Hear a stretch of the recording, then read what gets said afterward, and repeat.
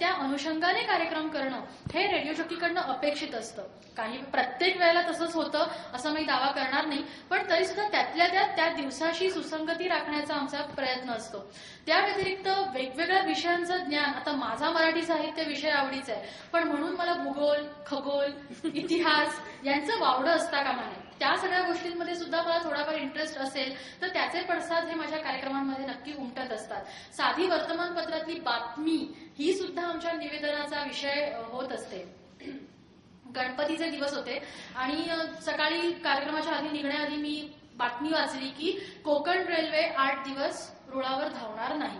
ही एक निवेदनासाठी प्रवृत्त करू शकते. मग त्यावेळेला मी असं घेतलं होतं की नमस्कार मंडळी, आपण आहात रश्मी सोबत आणि आज एक बातमी समस्त चाकरमानी मंडळींना खूप हैराण करून गेली असेल की कोकण रेल्वे 8 दिवस बंद.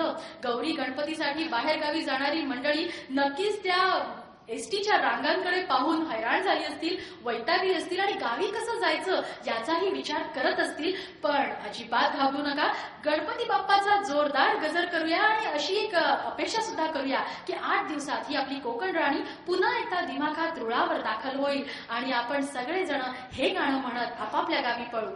आशा भोसले यांच्या स्वरात ह्या जुगू जुगू गाडीचं गाणं आपण ऐकणार आहोत यानंतर FM गोल्डवर.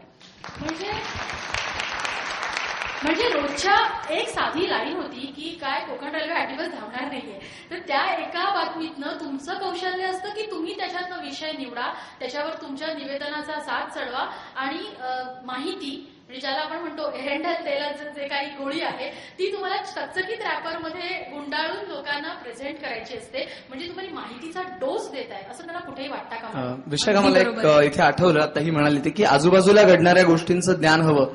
तर बऱ्याचदा काय होतं की यांचा जो कार्यक्रम आहे तर तो सखी कार्यक्रम आहे, म्हणजे महिलांचा कार्यक्रम आहे.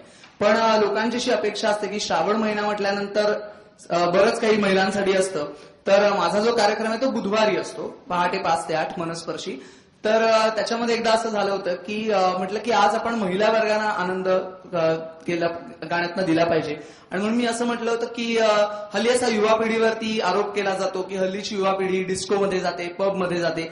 पण मंडळी हल्ली आपण बघतो तर जो 5वा महिना आहे, समुद्र बिलोरी आईना सृष्टीला 5वा महिना असं ज्या महिन्याचं वर्णन केलं जातं तो श्रावण महिना, किंवा हसरा नाचरा जरा साला जरा सुंदर साजरा श्रावण आला असा हा श्रावण महिना. आणि त्या श्रावण महिन्यामध्ये हल्लीच्या मुली पारंपरिक पोशाख घालून मंगळागौरीचे खेळ खेळत असतात. आणि मला असं वाटतंय हल्ली काय आहे की धकाधकीच्या जीवनात मंगळागौर शिकवली जात नसेल, पण मंगळागौरीचे काही ग्रुप आहेत त्या ग्रुपना आमंत्रित केलं जातं आणि अशा एखाद्या हॉलवरती कोणाची तरी मंगळागौर साजरी झालेली असेल आणि त्यानिमित्ताने सगळ्या जणी आता परतत असतील घरी, मस्तपैकी चहा पित असतील आणि एकीकडे जर गाणं ऐकलं तर त्यांना कालच्या रात्रीच्या आठवणी मंगळागौरीच्या खेळाच्या जागवण्यासाठी चित्रपट थोरली जाऊ, त्या थोरली जाऊचं गाणं ऐकवणार आहोत.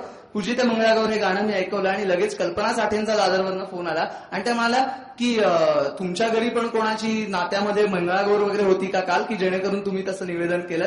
तर लोक लगेच असं लिंक करत असतात की आमच्या पर्सनल आयुष्यात काही घडतंय की काय. अगदी बरोबर आहे. म्हणजे मी तुम्हाला तिघांना खरोखरच सांगते की आम्ही कधीतरी बस स्टॉपवर असतो आणि तुम्ही जेव्हा म्हणत असता की आता तुम्ही बस स्टॉपवर उभे असाल, बसची